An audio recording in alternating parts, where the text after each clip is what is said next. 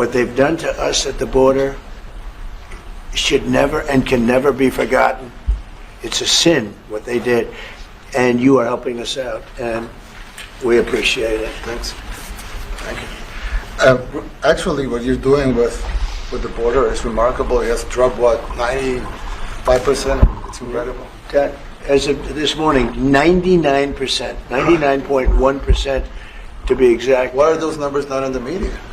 Well, they get out with the fake news, you know, like CNN over here doesn't want to put them out because they don't like putting out good numbers. They only like putting out because I think they hate our country, actually. President Donald Trump sat down with El Salvador's President Nayib Bukele earlier today to further coordinate on detaining criminal aliens removed from the United States, particularly Tren de Aragua gang members, as Venezuela continues to refuse to repatriate those citizens of their country, paramilitary troopers. Obviously, Bukele and Trump, they're having what seems to be good camaraderie, joking about the media. And if there's one thing's for sure is that the MS-13 gang members and Tren de Aragua are getting some backup from the corporate media. One MS-13 gang member named Kilmar Armando Abrego Garcia arrested in the company of MS-13 gang members back in 2019 is getting defended, particularly by even Fox News, who is very concerned about his detention in El Salvador. Here's White House Deputy Chief of Staff Stephen Miller schooling Fox sycophant Bill Hemmer. Do you still He's believe an illegal he is a alien member of from MS? El Salvador. Hold on, this is important. In 2019, he was ordered deported. He has a final removal order from the United States. These are things that no one disputes. Where is he from? El Salvador. Where is he a resident and citizen of? El Salvador. Is he here illegally? Yes. Does he have a deportation order? Yes.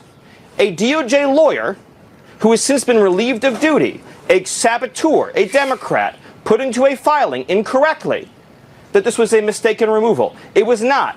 This was the right person sent to the right place. Now, some have said, well, but he had a thing called a withholding order. So a withholding order means you've been ordered deported, but an immigration judge is saying you cannot go back to a particular country. Here's the thing. If you are a member of a foreign terrorist organization, you cannot have a withholding order. Since he's in MS-13, there is no withholding order. Furthermore, the gang that he is accused of being persecuted by doesn't exist anymore in El Salvador. The 18th Street gang is gone. So you have an illegal alien from El Salvador. Bill, where are we supposed to send the illegal alien from El Salvador? You haven't even allowed me to ask you a question. Are you convinced he is still a member of MS-13? That was your original charge. Yes. But here's the thing, Bill. Yes, but here, not only am I convinced of it, not only is El Salvador convinced of it, Bill, he's an illegal alien from El Salvador with the deportation order. So his only options in life, Bill, his only options in life are to be deported to El Salvador or to be deported to some other country. That's it. He has a deportation order. So, Bill, you tell me, what country should we deport him to? Tell me, please. Tell me. White House correspondent Kara Castronova. It's good to see you, Kara. Speaking of that illegal immigrant, the MS-13, alleged MS-13 gang member, two different judges and two different courts found there was sufficient evidence to support that he's actually an MS-13 gang member, which, you know, Bill Hemmer has a hard time believing. But despite that, he's obviously the latest martyr for not only the corporate media, but also Democrats. Senator Chris Van Hollen of Maryland has asked for a meeting with President Bukele. He also looks to pressure for the return of that illegal gang member from El Salvador's prison. He's saying if that doesn't happen, that he plans to go to El Salvador himself next week. I'm just sure President Bukele is shaking in his boots at the thought of Senator Van Halen coming down there. It's good to see you, Kara. What were your thoughts on the meeting? It seems like they have a good rapport, Bukele and President Trump. It certainly seems like the president of El Salvador has an incredible amount of respect for President Trump and, views people like this Democrat senator that you're talking about probably as not a friendly person that he would ever have a sit down meeting with. I just don't visualize it happening after witnessing today just how much respect these two men had for each other and how much they obviously plan on working together with the future of President Trump. I'm assuming hoping to be able to continue to send criminals down to El Salvador and utilize prisons down there there, while the president of El Salvador obviously wanting to capitalize on trade and even tourism coming from the United States. So I don't see him meeting with a Democrat anytime soon. Now, I played that clip of Stephen Miller and Bill Hemmer, and we could get into some of the DOJ implications of what we heard Miller say, that there was a saboteur at the DOJ. That's a whole different topic that I know Allison Steinberg is going to go into more detail with when it comes to the Department of Justice with Vanessa Broussard at the top of the 3 o'clock hour, especially since they are now being sued, the DOJ, by Tom Fitton's group for the remaining Epstein files. But in regards to this whole deportation order, Bukele said he's not under any circumstances going to release this guy and send him back. And it sounds like there was more of an exchange with Marco Rubio and Stephen Miller in the media in the Oval Office. It got a little heated there, didn't it? It did get heated, and I thought it went really well, because I think finally, once and for all, these Trump officials were able to really explain to the American public their stance, and it made perfect sense, really. And the president of El Salvador really kind of just saying, like, what do you want me to smuggle? Somebody into the United States? Is that what you guys are asking me? It's preposterous. He actually used the word preposterous when a journalist asked them if he would send this person back to the United States. He's like, you're asking me to smuggle somebody back into the United States? And then there's a clip that I really liked with Marco Rubio, where Rubio really lays down the law and gives a really, I think, clear and concise explanation of what's going on. So please check this one out. Like, do you allow men to play in women's sports? Do you allow men to box your women and box? Because I know you have a lot of boxing. That's violence. That's abuse of a Violence woman. against women. It's abuse of a Totally. woman. But we have people that fight to the death because they think men should be able to play in women's sports. And some of those sports, it wouldn't matter much, but it still matters. But some of them are very dangerous for women. Some years ago, I would say a decade ago or so, women rights movements were pressuring so that we enacted specific laws to avoid men abusing women. And I think those laws were great because there were a lot of men abusing women. But now some of the same people are trying to backtrack on that and actually trying to make new laws allowing men to abuse women in sports. So actually that doesn't make sense. Sports. It doesn't make sense. It's crazy. You know that. Well, that wasn't exactly the clip we were talking about, Kara Castronova, but that certainly relates to you as a former boxer, doesn't it? Yes, it does. That was another clip. Happy accident. It was, but that was one of my favorite moments. Speaking of that clip, there today, I was happy to see again women boxers, female boxers that have been abused by men. The way that both presidents put it, it's it's abuse of women for women to be fighting men, and I was glad to see that again get recognition at this press conference, because it literally drives me crazy that people still are fighting for this, like the Democrats, like President Trump mentioned, and like this. President of El Salvador saying how it's absolutely ridiculous. This isn't even something they would consider in their country.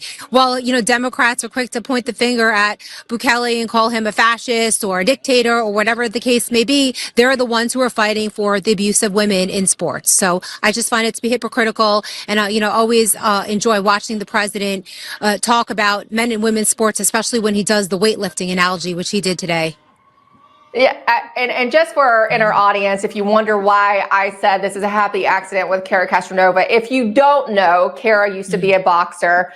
She was also a trainer. So that got a lot of attention last week because there were several profiles of you in Daily Mail, CNN, getting a lot of attention there at the White House, and they noted your boxing background. I bet some of those soy boys from CNN would be afraid to take you on, despite being a man.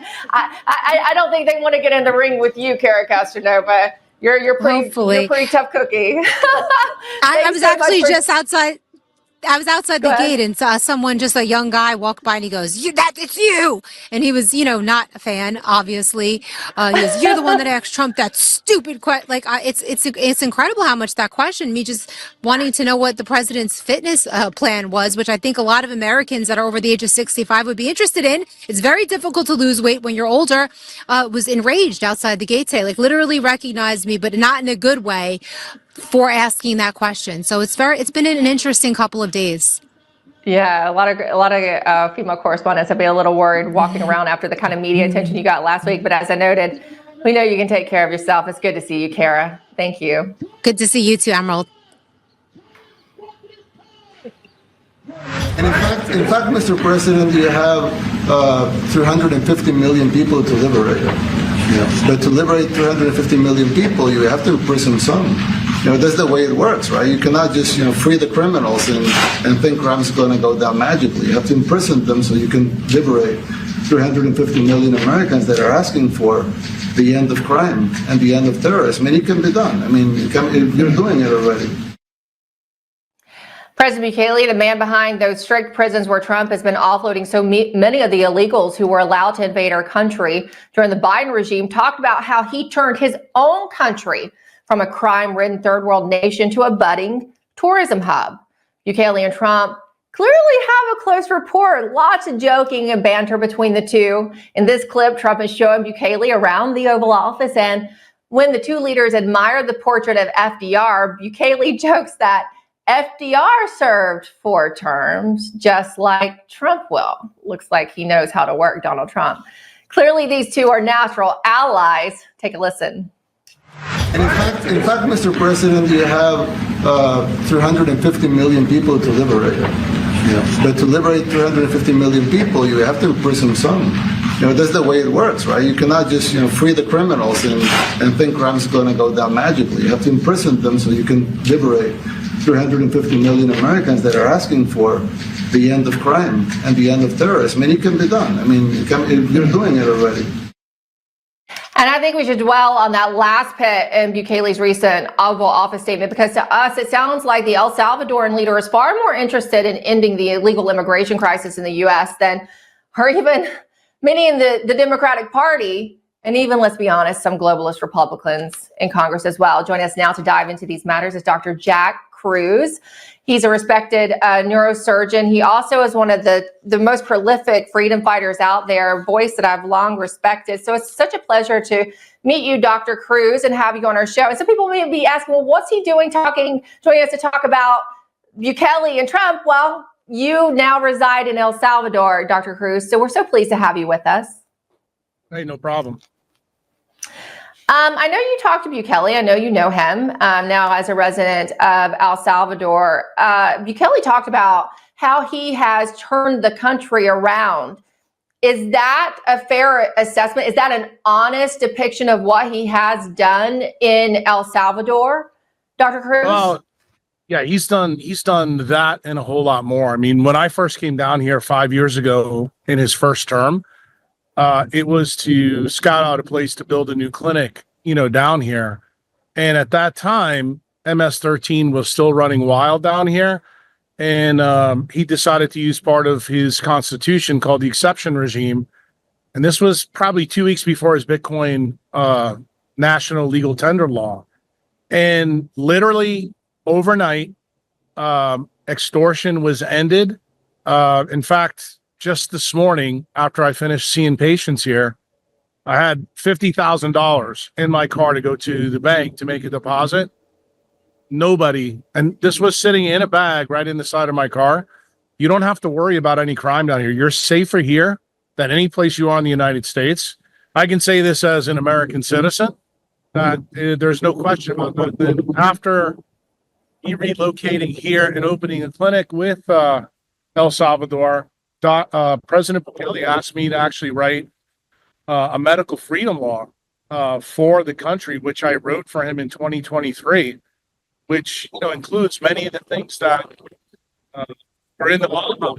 Why? Because I actually shared that law with Bobby Kennedy when he was running against Trump.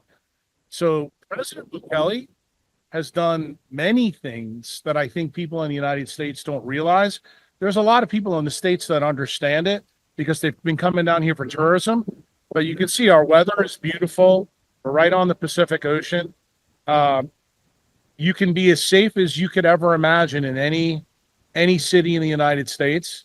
The people of El Salvador absolutely love him. He's got over a 90% approval rating. The other thing that doesn't get talked enough about, I think, in American media, is that he also has 95% of the Congress behind him that's down here. So this is a guy who's done I would say some pretty controversial things with the globalist media, where they've convinced people that, he's a dictator. I can tell you, being here for now almost going on 5 years, there's nothing about this gentleman that's a dictator. He's about freedom. He's about returning sovereignty to people. He's returned sovereignty first in money. Now he's doing it in healthcare. And now he's actually trying to help the United States out with the lawlessness that went on with the open border. So from my viewpoint, to be quite frank with you, I think America would probably make a trade for President Bukele for their own president. Why? Because he's totally about freedom, totally about safety, totally about sovereignty across many different, angles. And I'm glad to see that President Trump actually is invited, the most popular and best president. We call him the GOAT of presidents down here. So I'm very pleased with President Bukele. He's very maligned in the corporate media here in the United States, as you said. I think that's one reason they probably didn't do that typical joint presser, because it just, they would not have been very friendly or even respectful to President Bukele. I think this is a good sit down. I think this is probably the start to something more, because as you can see, obviously Trump found him engaging, and Bukele has already proven his concepts in his own country. So I think he could be a good ally of President Trump and a good example as well. What I found interesting, and I don't think got a lot of coverage, is that the United States President Trump did approach Bukele about El Salvador being a safe third country, so a place to put illegals from other countries, right, that weren't being repatriated to their own. He said, no, that wasn't in the best interest of El Salvador. He wouldn't be a safe third country, but he would detain the Trende Aragua gang members, MS-13. They didn't meet there on that aspect, but he clearly kept El Salvador first as he's talking about helping the United States as well, which made me respect him. Well, I will tell you, Emerald, I don't know if you know this, but I have a clinic also in Destin, Florida, and who used to be my congressman there was Matt Gaetz. I wrote Matt Gaetz 8 letters over the period of the last 5 years to tell him about what was going on here in El Salvador. And to Matt's credit, before, he was shown the door, he's the entry point for the Trump regime, getting introduced to Bukele. And Bukele has totally cleaned up just about everything. When you talk about the gangs were the biggest problem in El Salvador. So this is a point that's near and dear to the heart of President Bukele. So anything that he can do to help Trump out with this endeavor, I just don't see that it's being a problem. And obviously there's other possibilities that could come from this relationship. But let's face it, he's a 42-year-old president. He's a good-looking guy. He looks good in front of the camera. When he came up to CPAC last year and gave that spectacular speech, he was speaking to Americans before the new president, got elected. And what did he tell us? He said, look, why do we pay taxes? It's because our money's failing. There's things in the United States that when the new president gets in, they have to be like a doctor. They have to make a proper diagnosis of what the problem is. And Trump's clearly put a line in the sand when it comes to illegal immigration. And anything that Bukele can do to help him out in that endeavor, it doesn't surprise me in the least that this alliance has come to fore. I just hope that it's the beginning of many other things where the United States, the big gorilla on the block, can learn from the new country that's decided to make law and order part of what their, national agenda really is. I know that Trump's advisors do look to other countries that do things well. I remember in the first term, the director of the Domestic Policy Council would often say, what would Hungary do when it comes to family policy, right? Trying to increase the birth rate, trying to make it better for moms to actually mother their children. So in this aspect, I could say, Stephen Miller saying, what would El Salvador do when it comes to that? You mentioned that speech at CPAC, and you particularly monetary policy, and that was really good. We actually have that soundbite from CPAC where Bukele talked about the mass printing of money and the future of currency. Listen. The government is funded by money printing. Paper backed with paper. A bubble that will inevitably burst. The situation is even worse than it seems, because if most Americans and the rest of the world were to become aware of this farce, confidence in your currency would be lost, the dollar would fall, and the Western civilization with it. What do you see the future of the U.S. currency and the role of Bitcoin for us? Well, for me, I mean, there's a funny backstory to that clip you just showed. 5 days before that, I was at President Bukele's brother's wedding, and he came up to me and told me that he was going to speak at CPAC 5 days. He said, I don't know what I'm going to talk about. And I told him straight up, I said, tell him the truth about money. People forget that President Bukele made Bitcoin legal tender here four and a half years ago. And this was not a popular move either in El Salvador or anywhere else. He got a lot of heat from it. But here's the interesting thing. The Bitcoiners that are out there love Bukele for doing it. You know, people like Jack Mallers and Jack Dorsey and things like that. But what really played a role here is when Bobby Kennedy was running for president, Trump was running for president, they both aligned on the same issue that, look, if you really understand most of our political problems in the United States, they always funnel back to money. We saw that with USAID. We're seeing it with the corruption, you know, in Congress, where, you know, we have people that make $140,000 a year, yet they have $220 million in the bank. We get what the problem is. The problem is in the United States, to really fix most of these political issues, Bukele decided the first maneuver he did before he put MS-13 in jail was to give sovereignty and money back. And that's the message that he delivered in that CPAC speech, because to be quite frank with you, I don't think a lot of Americans really understand why their house is worth $500,000 more. It's not because the house is worth more. It's because the money's failing. And because the money's failing, because we have bad monetary policy, because the banks are running wild, we saw that in the great financial crisis, we need money that the government can't mess with. And that's what Bitcoin is. Why? Because they can't inflate it. And any politician that gets behind Bitcoin, what are they effectively telling the leaders, or I should say the voters in that country? They're actually telling you that we're no longer going to steal from you. Because that's what inflation is. It's legalized stealing. It's a tax without any legislation. And when you start to see politicians come out and say, look, I want to back our monetary policy with Bitcoin, this is a big maneuver. And in the United States, I don't think we're going to get rid of global reserve currency status for the American dollar. But what Trump and Bobby Kennedy have been talking about is let's make a reserve to back the American dollar by Bitcoin. Why? Because then people who are in the States, people who even live outside the States, they don't have to worry about the dollar being devalued. And why is this a big deal, Emerald? For the reason you really brought me on here is, remember that President Bukele's country, before he was president, lost their currency in their civil war. So now they're a dollarized economy. So they use US dollars. So we have two different reserve currencies here in El Salvador, both Bitcoin and US dollars. So anything that happens to the US dollar really matters to the people in El Salvador. Speaking of which, do you think that El Salvador will stay on the U.S. dollar? For the future, yes. But do I think, based on what I think could happen with Bitcoin, I believe that it's going to happen sooner than later, because I think if you look at monetary policy with fiat and what's going on with the Fed chairman, let's face it, let's be very frank with your audience. We have $27 trillion of debt that has to be refinanced in the next 18 months. And if you look at the 10-year note, what do you see?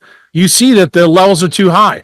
If you now realize that we spend more on the debt to finance it than we do for the military, than for entitlement spending, this is something that absolutely has to go away. So when people talk nonsense about Trump and what he's doing with the tariffs, I don't think they realize what the real target of the tariffs are, is to try to get that 10-year down so that America can refinance their debt so that we all don't go broke. Because if you want to know the truth, the Federal Reserve right now is bankrupt. America is effectively bankrupt, but nobody wants to talk about that in the media. Why? Because they think they're going to spook the taxpayer. I think the taxpayer already knows that, because when they go to refi their house, they find out that the interest rates jumped up, and they want to know why their house values in certain places have gone up so much. It's because the money's worth less. It's not because your house is worth more. Yeah, people are, I've noticed people are having problems getting the funding for houses now. They'll go under contract and it's falling out. They can't even get the loan right now. Real quick, we have 1 minute, and I would be remiss if I didn't ask you about Bobby Kennedy, since you are friends and you are one of the architects of the Maha platform. 1 minute, what are your thoughts on his performance thus far? Maha is ha-ha, according to Uncle Jack. I'm not a fan of what I'm seeing, but I will tell you that I do believe that Bobby is being hindered by some of my old Senate guys, specifically Cassidy and Kennedy in Louisiana. And I will just say to you that I'm going to give Bobby a little bit more time. I've been pretty scathing to him on my X feed, but I believe when you write the book that he wrote about Fauci, and when you talk about the things that you've talked about, it's time to put up or shut up. And, you know, I don't care about the rumors that Candace has brought up or that Ian Carroll brought up. I really don't care. The bottom line is the people put Kennedy and Trump together so that we can get truth for medical freedom, and we can get to the bottom of this messenger RNA platform. Just remember, 60 million Americans have taken this jab since the last one's come out. We now have 10 million children that have gotten loaded with a bioweapon. I can tell you, in El Salvador, President Bukele listened to me 2 years ago and stopped that nonsense. That nonsense needs to stop in the United States. And we got behind Bobby with all the Maha moms, and it's time to put up or shut up. We need not people removed from their jobs. We need people arrested. Send them to CCOT, send them to Gitmo, but it's time. Absolutely. And Dr. Kruse, you have this great interview out there with Callie Means, you and Dr. Mary Bowden. I played several clips from that on this show. I watch it sometimes watch it again, because it's one of the best sit downs I've ever seen. I hope you'll come back, Dr. Kruse. It's so lovely to chat with you. We hope you'll join us again soon. No problem. It was a pleasure. And with that, we're all out of time this half hour, but Vanessa Broussard's set to take over in just a moment. We'll see you at 8 p.m. tonight.